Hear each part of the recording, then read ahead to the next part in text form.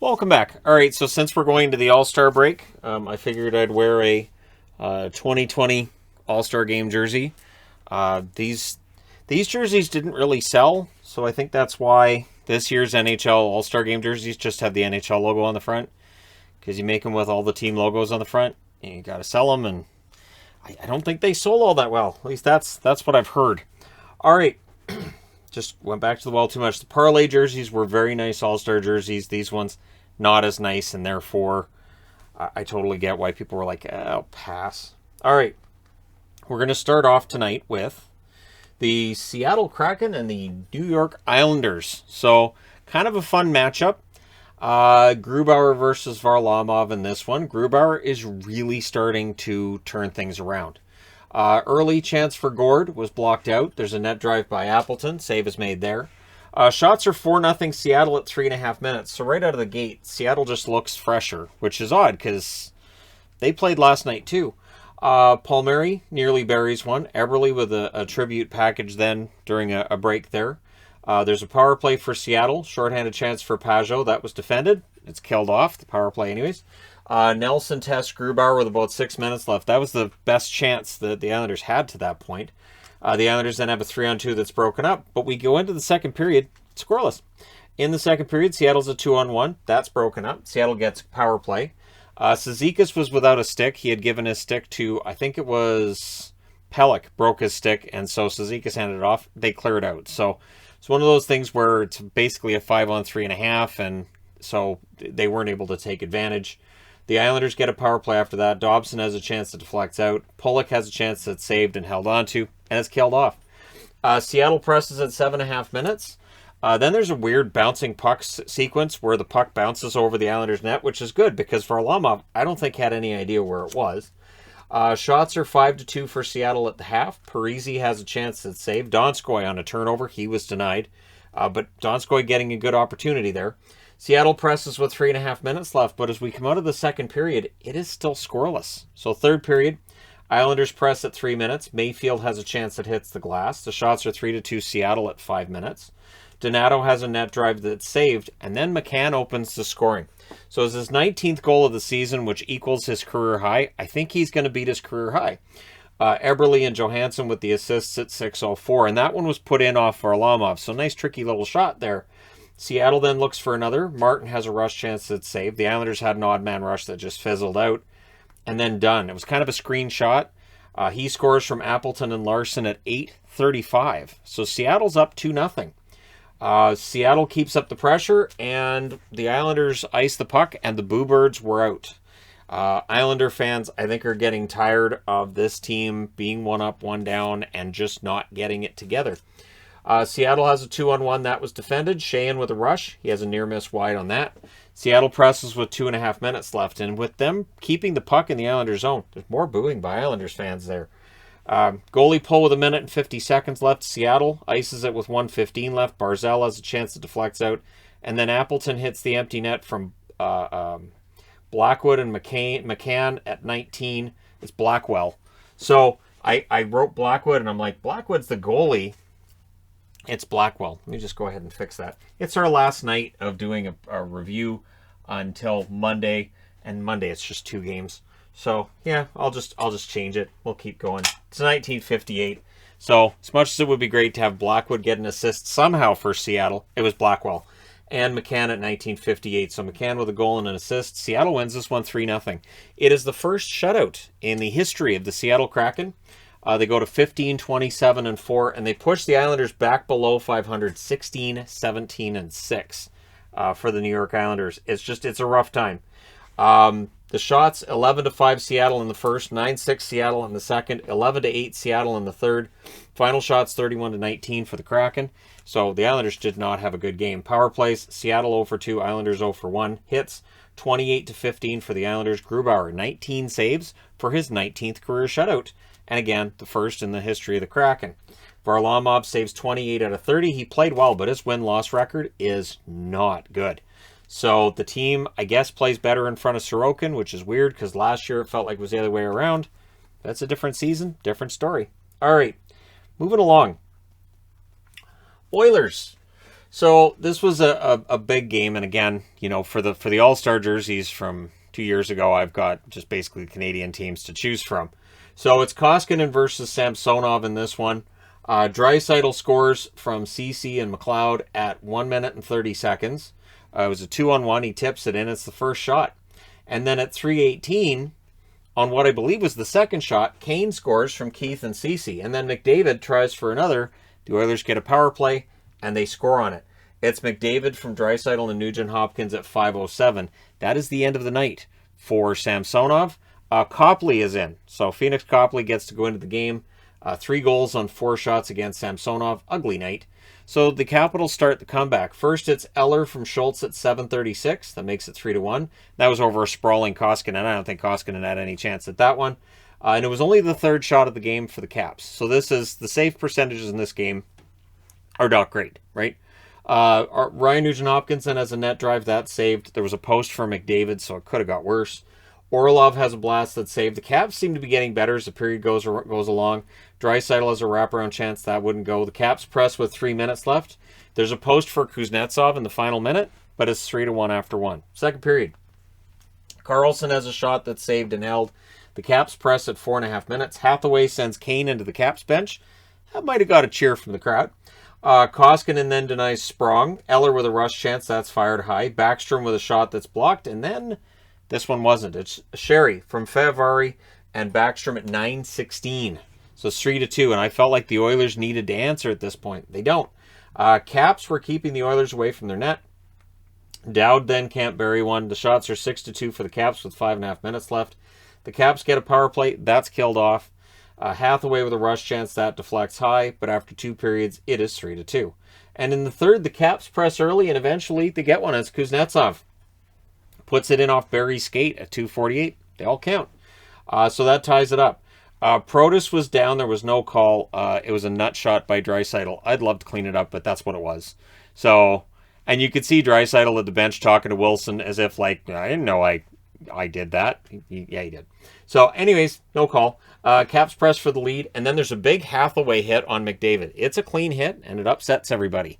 So we end up with a Caps power play because Kane decides to, go after Hathaway, and this is what Hathaway does. He doesn't get a penalty, but he draws one for the other team.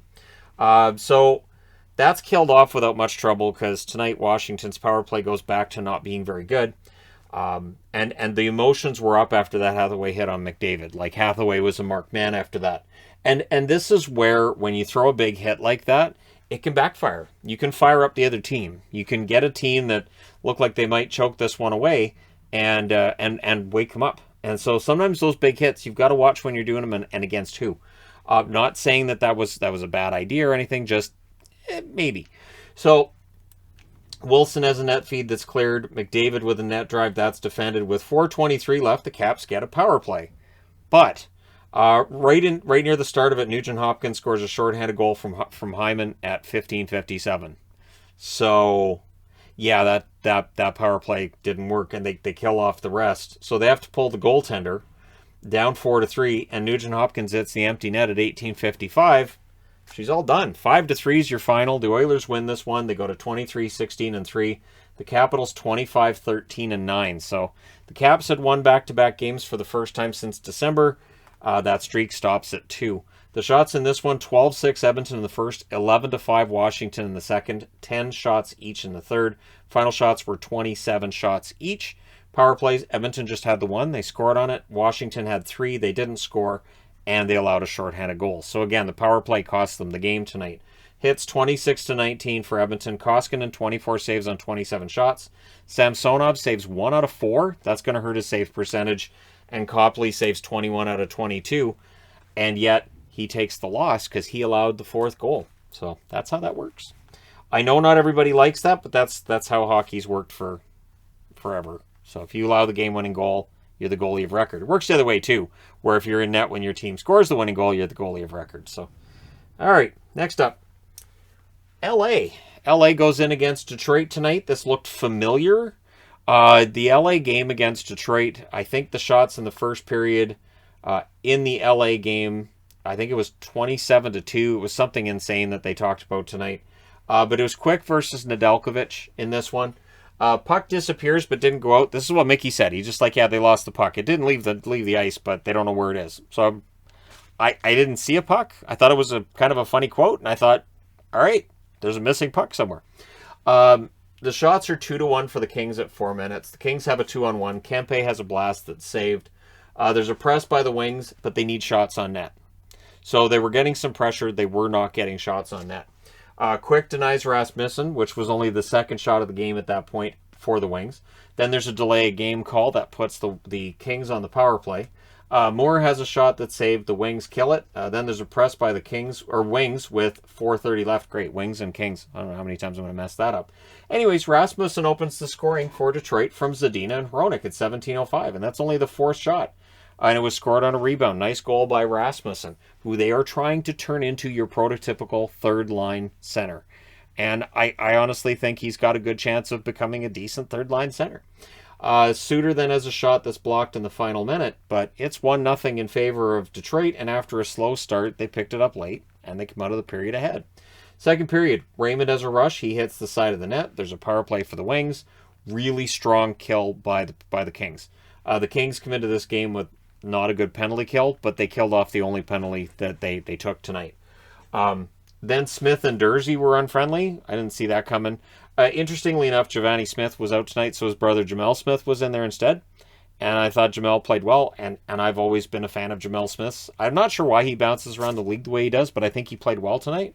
So I'd like to see the two of them on a line together, because I think that'd be a pretty physical line. And the other thing with Jamel Smith, his speed. I've always been impressed by his speed. Kings get a power play. Arvidsson has a chance that's saved. That's killed off. Moore has a shot that's saved and held after. And then Durzi has a fight with Fabry. So Durzi, he'd had enough. And you could loudly hear him F-bombing, and then off it goes. And Fabry kind of laughed after. Durzi wasn't laughing after the fight. Deneau, though, would score from Strand and Moore at 12:47. That is Strand's first point in the NHL. Nice shot on what was a harmless-looking play before that. That's one of those, it just looks like a nothing play, and then all of a sudden it's in the net. Philippe Deneau continues to have a very good season for the LA Kings. Deneau then tries for another. Larkin then backhands one wide as the Wings would press back. Moore has a rush chance saved. Athanasiou can't bury one, but then at 18:11, Kaliev puts the LA Kings into the lead from Strand and Lemieux. It was a nice tip by Kaliev out in front of the net. So we go to the third period with it suddenly 2-1 in favor of the Kings. But when you look at the shots, which were 35-13 at that point, yeah, the score was kind of flattering Detroit. Third period, the shots are 3-1 for the Kings at 3.5 minutes. But Fabry has a tip saved. The Wings would press.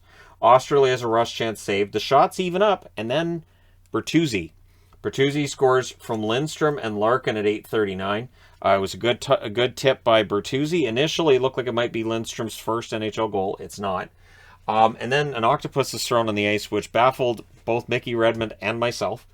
Not sure what that was about. And then we had Lemieux fight Jamel Smith. So that happens. And then Deneau scores again. So after fights, Deneau scores goals. He fights. There's a fight here, Durzi versus Fabry. Deneau scores. Lemieux versus Smith. Deneau scores. I guess it's strategy. No idea. Moore and Arvidsson with the assists at 12-12. And it was a 2-on-1. It was a perfect pass. And so it puts LA back in the lead. But the Wings press with 5 minutes left. Quick denies Bertuzzi. And then a scrum ensues after for poking at Quick. The Wings press more. Stahl was denied at that point. They pull the goalie with 2:20 left. Deneau hits a post from center ice. He was a post away from the hat trick. But then the empty net goal scored. It's Arvidsson from Kopitar and Doughty at 18:33. Game's done. It's 4-2. Not really. Veleno would make things interesting from Gagne and Jamel Smith at 19:14. So Smith, in his first game as a Detroit Red Wing, gets an assist. Then they call a timeout. They pull the goalie again. That allows Kempe to hit the empty net at 19:50 and secure the win for the Kings. They win 5-3. They go to 24-16-7 with the win. Detroit falls to 20-21-6. I'll agree with Mickey on this too. It is a rough night for Detroit as they go into the break. Now they have this game to remember as the last game before the break. So they're not going to be happy about this result. We'll see how they come out of the break. Shots in this one favored LA badly in the first and second period. 13-5 in the first, 22-8 in the second. Then Detroit outshoots them 12-11 in the third, but the final shots are 46-25 for the Kings. Power plays, LA 0 for 2, Detroit 0 for 1. The hits were 23-6 for Detroit because the Kings had the puck most of the game. Quick, 22 saves on 25 shots. Nedeljkovic, 41 saves on 44 shots. If you throw a hit while your team has the puck, it's an interference penalty. So, anyways, there you go. The Kings win this one. And now I need to change boards. Minnesota. Now, here's the thing. So, this game is delayed tonight because it's on TNT. And they had to wait until the Oilers game was over. Now, the funny thing for me was both of these games are supposed to be on TV, but the Edmonton-Washington game meant that I couldn't watch the start of this one unless I watched on the NHL live on my computer, which is, again, this shouldn't happen. Sportsnet, you have 6 networks. Isn't it like 6? It's 5 or 6 different channels. Put the Flames game on as it starts on one of those 6 channels. I don't think it's going to bother anybody. Throw it on Sportsnet 1. Man, I find it weird when they do that. When a game has started, and they're like, well, and I thought if that Edmonton-Washington game goes to overtime, we're going to miss like half the first period in this game. So again, for people who don't have both packages, you're stuck waiting for that game to end. But this one started after, and it started a bit late. So this review is about 20 minutes later than it would have been. It's Talbot versus Fleury. DeBrincat flattens Zuccarello. I'm always impressed by DeBrincat for a smaller player. I know Zuccarello's not a big player either, but DeBrincat can throw some hits. He's a better hitter than I think he gets credit for. Strome with a net drive, that was saved. The shots are 2-1 for the Wild at 7 minutes. Despite what the score shows, Chicago played a good game for portions of it. They really did. Brodin with a rush chance, that's saved and held. There's a press by the Wild that's kept to the outside. Then there's a 2-on-1. Kaprizov was denied on that by Fleury. Fiala fans on one, but more Wild pressure. There was a close call for Boldy with 3:20 left. The puck just jumps over his stick. Otherwise, he probably would have buried it. Fleury makes more big saves late. The Hawks were running around a lot. And then there was a Hartman to Zuccarello pass that was intercepted. Chicago gets a rush chance, and Talbot saves on that. So we go to the second period with it scoreless. Again, Chicago had a decent first period, and especially Fleury played well. So there's an early chance for the Hawks that was saved. We get a power play for the Wild. Strong shorthanded play by Lafferty. 2 really good plays by him, and yet, just before the power play ends, Gaudreau scores from Brodin and Fiala at 4:53. So Fiala on a nice long point streak. And yeah, again, it's just before it ends. And then a little over 2 minutes later at 6:56, Zuccarello scores from Greenway and Duhaime. Really nice pass by Greenway. Some good work in the corner by him. And so it's 2-0. And the Wild look for another. The Hawks did press it around the 9-minute mark. Didn't get any shots out of it, though. Rask was then denied in close. There's a delay of game call. The Hawks get a power play. DeBrincat has a shot. That's blocked out by Sturm. It's killed off. DeHaan hits the outside of the net after it's done. And then Kaprizov from Zuccarello at 14:08. They just make it look so easy. The chemistry these two have with each other, they just make it look really simple. And Kaprizov buries it. It was a nice pass. It was a nice goal. And in real time, I was like, man, they make it look effortless. So no chance for Fleury on that one at all. So there's 3 goals in the period, and I don't fault Fleury on any of them. I really don't. Hawks couldn't bury one in close with 2:20 left. There's a last-minute post for Kurashev. I don't know how he misses the net there, but he did. Strong finish by the Hawks. Wondering if it's going to roll over into the third. Kind of. There's early saves by Talbot. The shots are 4-3 for the Hawks at 4.5 minutes. Entwistle has a rush. He fires wide, but a little past the midway point. Fiala scores from Boldy. So at 10:38, Boldy gets an assist. Fiala gets a goal to go with his assist. And then at 12:02, Sturm scores his 8th of the year from Dewar and Rask. So, yeah. That makes it 5-0, and that puts Colin Delia in the net. Again, it felt more like a mercy pull than a bad game for Fleury. Connolly has a chance that's saved late. The Hawks tried to break the shutout. They don't. The Wild win 5-0. They go to 28-10-3. They've now beaten Chicago all 3 times they've played them. Chicago 16-23-7. Your shots in this one, 13-8 Minnesota in the first, 11-10 Minnesota in the second, 12-11 Chicago in the third. Final shots, 35-30 for Minnesota. Power plays, Minnesota 1-for-1, Chicago 0-for-1. Hits, 28-26 Minnesota. Talbot saves all 30 shots for his 25th career shutout. Nice milestone for him there. And it's the first shutout for the Wild this season. Fleury saves 25 out of 30. Delia saves 5 out of 5. And rough day for the Hawks. I'll talk about it in a video tomorrow, but maybe don't have town halls anymore. Maybe. Again, I'll talk about it in a video tomorrow. Well, again, this is the last night we're doing hockey games for the next 5 days. I have time. I have time to really get into the whole thing. So, we got some time. All right, next up. Gonna have some fun over the next few days. All right, Calgary in against the Arizona Coyotes. So for the Flames, this was really about get as many shots on Vejmelka as possible. I understand that like Vejmelka is seen as like an important player for Arizona going into next season as well, and they want to hold on to him. But it's kind of like Joe Burrow, where like he's playing really well, but if you keep getting him sacked, he's gonna die. And I feel like with Vejmelka, if he keeps facing so many shots, eventually he's just gonna leave. Like they're just gonna be like, where'd he go? I don't know. It's going to be like the Honduran players that didn't come out after the second half in the game against the U.S. It was too cold. So anyways, sure. Markstrom versus Vejmelka. We get an early power play for the Flames. Can you imagine if an American player decided it was too hot in Honduras and didn't come out for the second half? Man. All right. Mixing up hockey with soccer. Sorry about that. So Gaudreau fires one wide, but then Coleman doesn't. He scores from Tanev and Backlund at 2:58. And that was after the power play was done. So the Flames power play tonight doesn't officially have a goal, but that one's after it's done. The shots are 9-0 for the Flames at 4.5 minutes. And that's just a taste for how bad this is going to get. Chychrun has a shot saved as the Coyotes did get some pressure. Vejmelka denies Gaudreau, and then Galchenyuk ties it. So this is his second goal in a couple of days. From Chychrun and Keller at 8:34. The Flames try to answer. First half of the first period, the Flames had 17 shots. They were on pace for 100 shots in this game. 100 plus. The Coyotes had 5. So the fact the shots are 17-5 and the game's 1-1 had to be somewhat frustrating to Daryl Sutter. But then we get a fight between O'Brien and Goodbranson. Pretty good tilt there. Coyotes press with 7.5 minutes left. They were talking about the overpassing for Arizona, and it's an issue. And I think when a team's struggling, it's easy to do the overpassing. I know very often when especially if it's a team I cheer for, I really notice it where they're not taking the shots because you don't have the confidence. So you're like, I'll give it to him. He's got a better chance than I do.